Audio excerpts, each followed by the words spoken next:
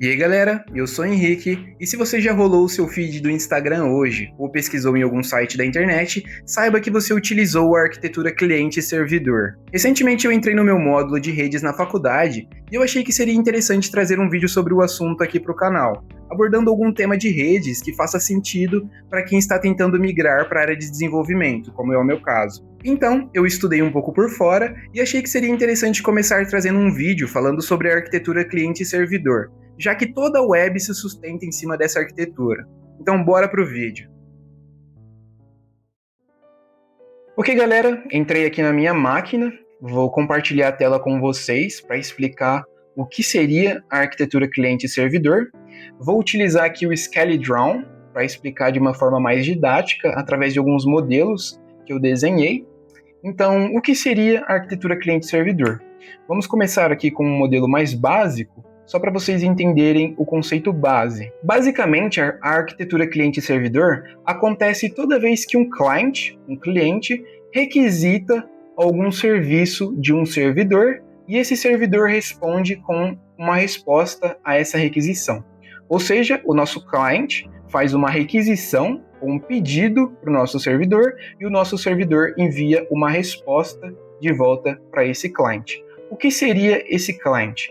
Basicamente, qualquer tipo de aplicação que tenha essa possibilidade de acessar recursos em um servidor. Por exemplo, qualquer tipo de navegador, o Google Chrome, o Firefox, o Opera, o Edge, qualquer navegador, na verdade, é um cliente. E o nosso servidor nada mais é do que uma máquina hospedada em algum lugar do mundo, onde a gente contrata ali por meio de um serviço de hospedagem, a gente joga o nosso site lá, e toda vez que um cliente faz uma requisição para esse nosso servidor, o nosso servidor responde com as informações do site para esse cliente. É assim que funciona a arquitetura cliente-servidor. Essa comunicação, ela funciona através de um protocolo de comunicação conhecido como HTTP. Como funciona o HTTP? Basicamente, o nosso cliente ele vai precisar de algum tipo de forma para se comunicar com o nosso servidor. É aí que entra o HTTP. O nosso cliente ele envia uma requisição, mais ou menos nesse modelo aqui, onde a gente vai ter uma request line, especificando o tipo de método que a gente quer realizar no servidor. Nesse caso aqui eu estou utilizando o método GET. O recurso que a gente quer acessar, nesse caso aqui eu estou acessando o recurso /API /v1 /usuários /42, ou seja, eu estou buscando o usuário 42 e ele especifica a versão do protocolo, nesse caso aqui o HTTP 1.1. Ainda na nossa requisição, nós temos os headers. Esses headers nada mais são do que metadados a respeito da nossa requisição. Neles vão mais algumas informações sobre a nossa requisição que o servidor pode utilizar para processar os dados. Aqui nesse caso nós temos o host, que é o domínio do site que a gente está acessando, o accept, que especifica o tipo de dado que nós esperamos receber do servidor. Nesse caso aqui eu estou dizendo para o servidor que eu espero receber um objeto JSON, um JavaScript Object Notation do servidor de volta. E nós temos também o User Agent, que especifica o cliente que está fazendo a requisição, nesse caso aqui, um navegador. E na response, nós temos os dados que o servidor devolve para o nosso cliente após processar a nossa request. Nesse caso aqui, nós temos uma response que utiliza o protocolo HTTP 1.1. Essa linha aqui da nossa requisição se chama response line ou status line. Aqui está especificando que a gente recebeu um status code 200, ou seja, nossa requisição foi feita com sucesso. E recebemos um status message também, que diz respeito a esse status code. Nesse caso aqui a gente recebeu um OK, porque 200 significa sucesso. Dentro dessa nossa response, nós temos também alguns metadados, também dentro dos headers, do cabeçalho da response. Aqui está especificando o content type, ou seja, o tipo de resposta que a gente está recebendo do servidor. Estou recebendo um application JSON de volta, ou seja, estou recebendo um objeto JSON, assim como eu pedi na requisição. E aqui também está especificado a data e hora em que o servidor gerou essa resposta para a gente. Logo em seguida a gente tem uma linha em branco e os dados em si que a gente pediu para o servidor, que vem dentro do body da response. Nesse caso aqui a gente está recebendo o ID do usuário que a gente requisitou, usuários 42, estamos recebendo o nome, e-mail e status. Poderiam ser qualquer outras informações que esse servidor disponibiliza através da API dele para a gente. O que a gente fez foi fazer uma requisição na API e o servidor voltou essa response para a gente. Basicamente Basicamente, esse seria a arquitetura cliente-servidor. O cliente faz uma requisição pedindo uma informação de um usuário e o servidor responde com as informações solicitadas. Aqui a gente está devolvendo um JavaScript Object Notation, né? Um objeto com informações. Mas essa response poderia conter qualquer tipo de dado, uma imagem, um vídeo, um áudio. Aqui nesse caso a gente está recebendo um JSON. Bom, aqui a gente tem um modelo um pouquinho mais intermediário, onde eu especifiquei mais algumas informações sobre a arquitetura cliente-servidor. Toda vez que um cliente faz uma requisição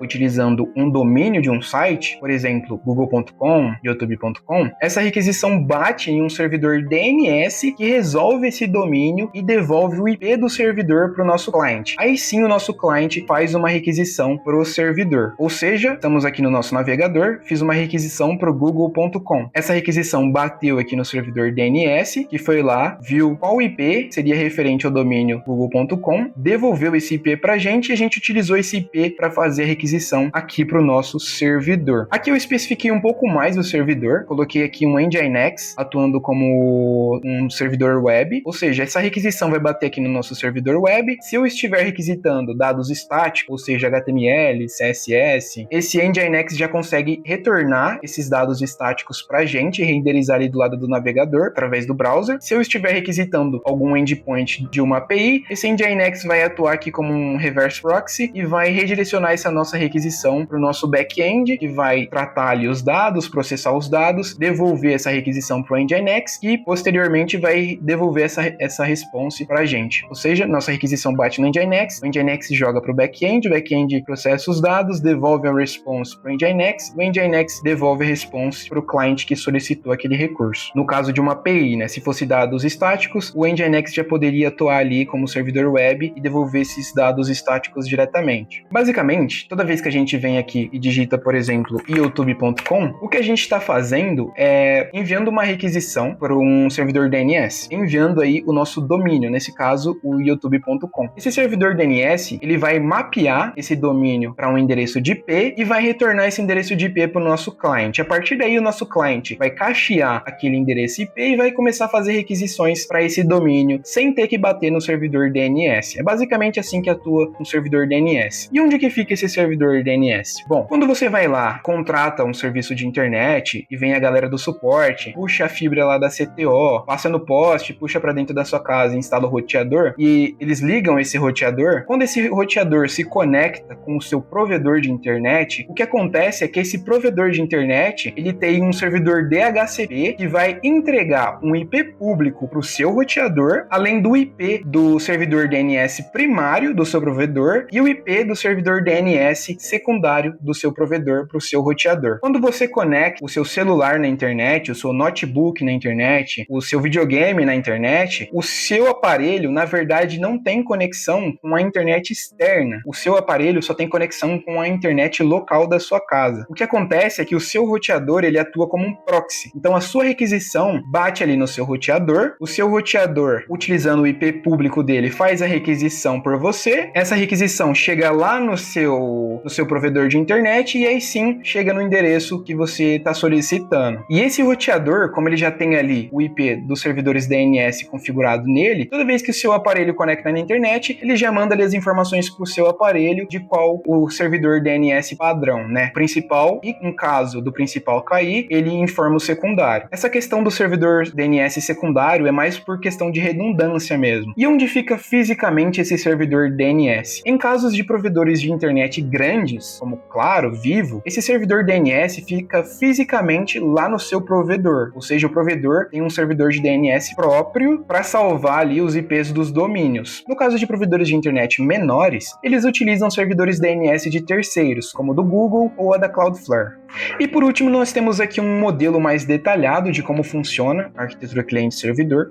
Na web real, várias pessoas podem requisitar recursos de um servidor ao mesmo tempo. Toda comunicação HTTP começa com uma conexão TCP, que é um protocolo que fica ali na camada de transporte da arquitetura TCP/IP. Bom, aqui eu trouxe um modelo um pouquinho mais detalhado de como seria uma aplicação do mundo real. É claro que se a gente for pensar em aplicações de larga escala, tipo YouTube, Netflix, isso aqui tá muito básico, né? Mas eu queria trazer algo um pouco mais voltado ao dia a dia de um desenvolvedor, para vocês entenderem como que funciona. Então aqui a gente tem um servidor, esse servidor ele tem uma VPS nele, ou seja, uma Virtual Private Server. Isso poderia estar hospedado em um servidor da Hostinger, por exemplo. Essa VPS, ela está rodando um Ubuntu Server, e esse Ubuntu Server, ele tem o Docker instalado com vários containers de serviços da nossa aplicação. Serviços que a nossa aplicação estaria utilizando. Por exemplo, nesse caso aqui eu tenho 3 instâncias do meu back-end, o Nginx, o servidor web, que também estaria atuando como um load balancer das nossas instâncias do back-end. A gente tem um Redis atuando como cache, um MongoDB sendo utilizado para logs, né? Um RabbitMQ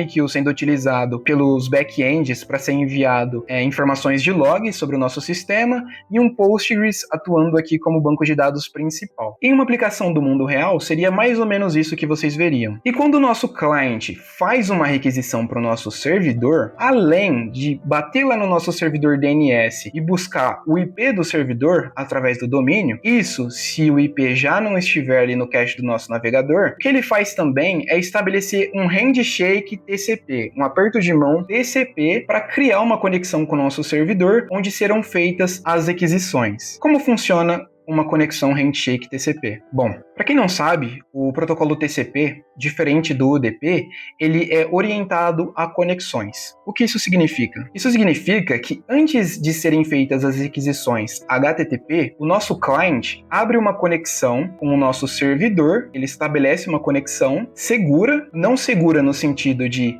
ninguém vai ter acesso a essas requisições, mas segura no sentido de tudo que eu enviar do nosso client é certeza que vai chegar aqui no servidor e na ordem certa. Basicamente, o que o nosso cliente faz, primeiramente, é enviar uma mensagem para o nosso servidor com uma flag SYN ativada. Esse SYN, ele é uma sigla para Synchronize, que significa sincronizar. Então, o nosso cliente envia essa mensagem para o nosso servidor, e o nosso servidor vê, tem alguém tentando se conectar em mim. Então, ele pega essa mensagem e envia de volta um SYN ACK, que significa Synchronize, e o ACK, Acknowledgement, que significa reconhecimento. Esse SYN nada mais é do que um número aleatório, que é enviado como sequence number para o servidor. O servidor pega esse sequence number, acrescenta 1 nesse número e envia de volta para o cliente como ACK. E esse SYN que o servidor envia para o cliente nada mais é do que um número aleatório, dessa vez gerado pela máquina do servidor, que o cliente recebe, acrescenta 1 nesse número e envia de volta para o servidor. Quando ambos recebem esse número somado de ambas as partes, é aí que acontece o handshake, também é conhecido como three-way handshake. Então, basicamente, o cliente quer iniciar uma conversa ali com o servidor,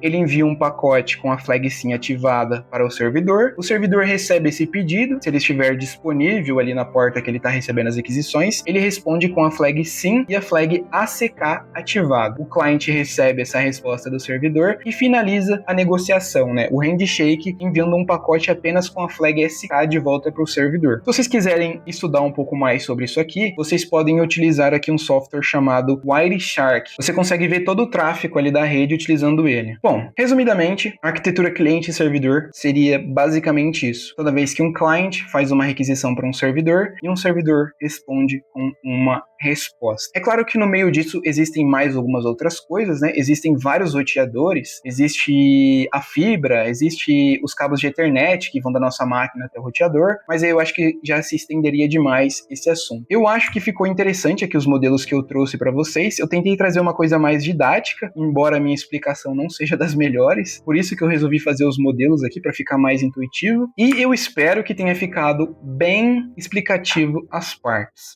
Bom, galera, é isso. Espero que vocês tenham gostado do vídeo. Eu realmente tentei explicar do meu jeito, com as informações que eu tenho aqui na minha cabeça, com tudo que eu tenho estudado nos últimos tempos. Qualquer dúvida que tenha ficado, vocês podem deixar aí nos comentários, que eu tento responder de uma maneira mais explicativa. Espero que o vídeo tenha ficado bom, bastante informativo. É isso. Até mais.